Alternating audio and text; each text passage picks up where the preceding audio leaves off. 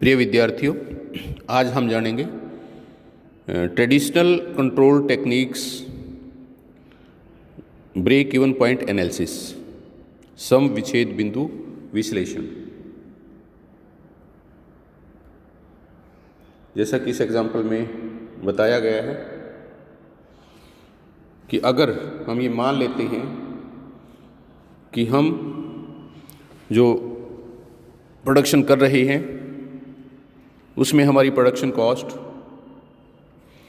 5,000 रुपये है और प्रति इकाई जो वेरिएबल कॉस्ट है, परिवर्तनशील लागत है, वो 5 रुपये प्रति इकाई है पर यूनिट, और हमारी जो सेलिंग प्राइस है वो 10 रुपये पर यूनिट है। यानी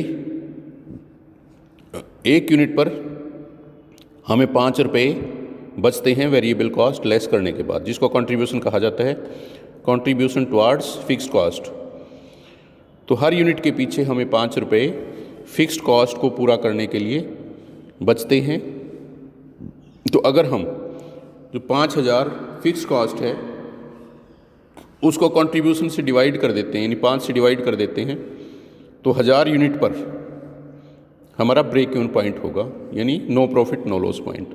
यानी अगर हम 1000 यूनिट का प्रोडक्शन करते हैं तो हमें जो सेलिंग प्राइस मिलेगा वो 10,000 रुपये मिलेगा। उस 10,000 रुपये में से 5,000 हमारी फिक्स कॉस्ट है और 5 रुपये पर यूनिट वेरिएबल कॉस्ट है, यानी 5,000 ही हमारी वेरिएबल कॉस्ट है।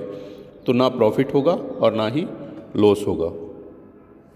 तो इस प्रकार से ऐसा एक बिंदु जब हम निर्धारित कर लेते हैं, तय कर लेते हैं, जो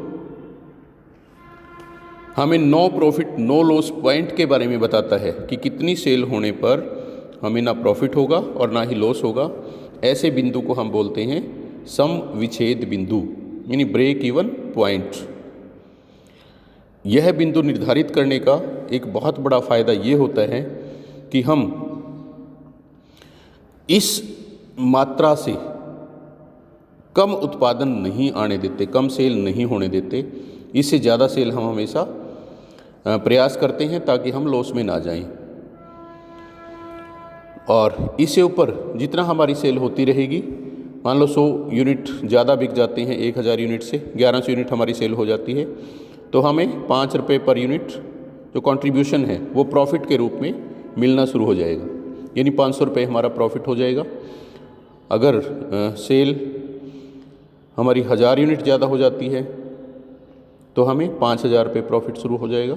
तो इस प्रकार से हम ब्रेक इवन पॉइंट एनालिसिस द्वारा नुकसान से अपनी संस्था को बचा सकते हैं और ये निर्धारण संस्था को लॉस से बचाने में बहुत मददगार सिद्ध होता है।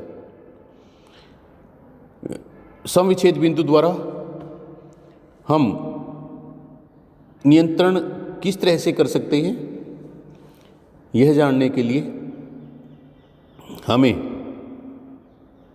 सम विच्छेद बिंदु ज्ञात हो जाने के बाद ये निर्धारण करना होगा स्पष्ट रूप से कि प्रोडक्शन और सेल इस बिंदु से नीचे ना हो कभी भी। इस बिंदु से नीचे सेल होने पे या प्रोडक्शन होने पे हमें प्रति इकाई 5 रुपये नुकसान होगा, और इससे ज़्यादा जितना भी उत्पादन होगा उससे हमें जो कंट्रीब्यूशन है हमारा वो लाभ के रूप में मिलेगा। तो इसलिए नियंत्रण में ये सम विच्छेद बिंदु या ब्रेक इवन पॉइंट हमारी बहुत मदद करता है, मददगार सिद्ध होता है। तो ये बजटरी कंट्रोल के बाद दूसरा ऐसा तरीका है, दूसरी ऐसी टेक्निक है जो परंपरागत तरीके से प्रबंधक नियंत्रण को प्रभावी बनाने के लिए प्रयोग में करते आ रहे हैं। Thank you, thanks a lot please.